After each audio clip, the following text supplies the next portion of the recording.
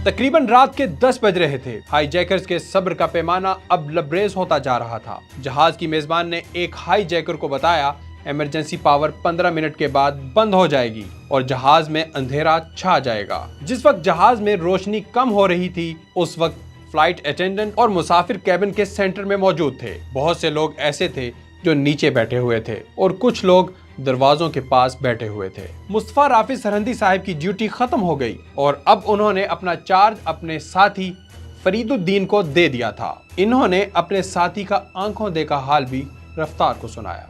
इन्होंने मुझे बताया कि जब मगरिब हुई है और अंधेरा हुआ है तो हर एयरक्राफ्ट जहाँ खड़े रहते हैं उसको बे कहते हैं। उनकी अपनी बे लाइट्स होती है, सर्च लाइट्स होती हैं जो उस इलाके को रोशन कर देती है। वो किसी ने ऑन कर दी और उसके बाद रीज़न बिहाइंड क्या था ये मुझे उन्होंने नहीं बताया, लेकिन वो लाइट किसी ने ऑफ करवा दी फिर से। और उसके बाद कोई मिसअंडरस्टैंडिंग हुई जो कहा जाता है लोगों की अपनी सोच के मुताबिक के कुछ साए जहाज़ के ऊपर ऐसे पड़ रहे थे कि शायद हाईजैकर समझे कि उनके खिलाफ कोई ऑपरेशन शुरू होने वाला है। जो एम्बिग्विटी हुई वो यहाँ से हुई कि जो कॉरिडोर मतलब गॉसिप है वो ये है कि जहाँ वेस्टर्न साइड के ऊपर एक रोड चलती है जो पहलवान गोट से आती है एयरपोर्ट के पीछे से, वहाँ गाड़ियाँ चल रही थी और उनकी जो हेडलाइट्स वगैरह थी उसकी वजह से साए बहुत लंबे और दराज एयरपोर्ट के ऊपर नज़र आते हैं, क्योंकि एयरपोर्ट तो एक चटियल मैदान होता है। तो वो साए जब जहाज़ के ऊपर पड़े हैं तो हाईजैकर्स ये समझे कि शायद उनके खिलाफ कोई ऑपरेशन होने वाला है और कुछ व्हीकल्स उनकी तरफ आ रही है।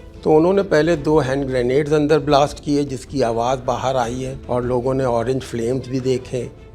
और उसके बाद फिर जो है जहाज़ के दरवाजे खुले, उसमें से कुछ तो इमरजेंसी स्लाइड्स जो होती है एयरक्राफ्ट के अंदर वो तो डिप्लॉय हुई, लेकिन कुछ नहीं भी हुई और पैसेंजर बहुत सारे कूद गए जहाज़ से। बहुत सारे जो थे वो विंग की तरफ भागे और विंग के ऊपर भागते हुए वो इतना घबराए कि वो विंग के कोने तक चले गए, तो उससे बहुत सारी इंजरीज हुई। शहीद मिल्लत रोड है ना, इसको मैं क्रॉस किया आगे निकला तो मेरे पास से एक एम्बुलेंस गुजरी सायरन के साथ, दूसरी गुजरी, 10 हो गई, 15 हो गई, 20 हो गई। मैंने कहा कार्रवाई हो गई है वहाँ पे, उनके पीछे लगा दी मैंने रास्ता। वो टर्मिनल रोड था वहाँ नहीं गया, वो उसके बराबर में आके जाके गेट था कार्गो का, वहाँ गई हैं वो सारी एम्बुलेंस। ये लोग इधर थे और इनको जो वहाँ मौजूद थे निकलने नहीं दिया फौज ने उस सेंटर से, जबकि मैं जो था मुझे पता ही नहीं यहाँ हुआ क्या है, अंधेरा गुप्त था वहाँ। तो जैसे ही वो एम्बुलेंस से वहाँ रनवे पे चढ़ी है, हमारी वेस्पा भी रनवे पे चलती रही। आगे जाए तो आगे देखा कि जहाज़ के करीब कुछ हरकतें हो रही हैं, भगदड़ सी है और ये वो। उनकी जो हेडलाइट्स में कुछ नज़र आया उससे लग रहा था कि ये मुसाफिर हैं जो भाग रहे हैं निकल के। तो गाड़ी मैंने नहीं छोड़ दी और ये कुछ शॉट बनाए। फिर किसी ने कहा कि यही था ये जो हाईजैकर है।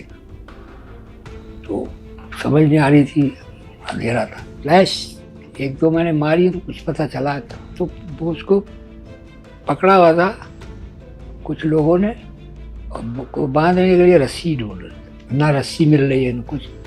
तो ये जो पेटियाँ वेटियाँ वहाँ पड़ी हुई थी कार्गो की, उसमें से निकाली किसी ने बांध की, उससे बांधा था इसको। ये थे हाईजैकर्स, ये भी उनके साथ उतर आए नीचे और उन्होंने भी बीच में आके उनके एक ऐसा मतलब फ्री फॉर ऑल जैसी सिचुएशन उन्होंने मुझे बताई कि थी। हाईजैकर्स भी फायरिंग कर रहे थे, लोग भाग दौड़ रहे थे, लोगों को गोलियां लग रही थी। और ये जब पैसेंजर्स बेचारे भागते हुए टर्मिनल की तरफ आए तो इन्होंने ASF वालों को जब देखा तो ये वापस उलट पलट के फिर भागने लगे। ये समझे ये भी हाईजैकर्स हैं, क्योंकि हाईजैकर्स ने भी ASF का यूनिफॉर्म पहना हुआ था।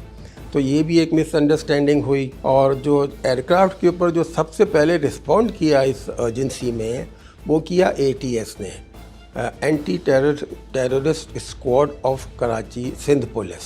वो उनके 2 ऑफिसर्स कहते ऊपर चले और उन्होंने अपनी हैंडगन से 1 या 2 हाईजैकर्स को शूट डाउन किया, लेकिन बाकी हाईजैकर्स जो थे वो टारमेक पे आ चुके थे और फायरिंग होती रही, लेकिन ज़्यादातर को जख्मी हालत में पकड़ लिया गया।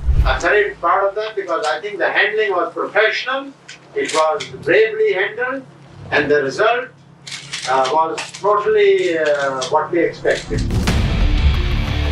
पैनम के अमले के मुताबिक जहाज का इमरजेंसी दरवाजा नीरजा नामी एयर होस्टेस ने खोला था। मुसाफिरों को निकलने के बाद जब वो खुद नीचे उतर रही थी तब उन्हें गोलियां लगी, जिसकी वजह से वो शदीद जख्मी हो गई।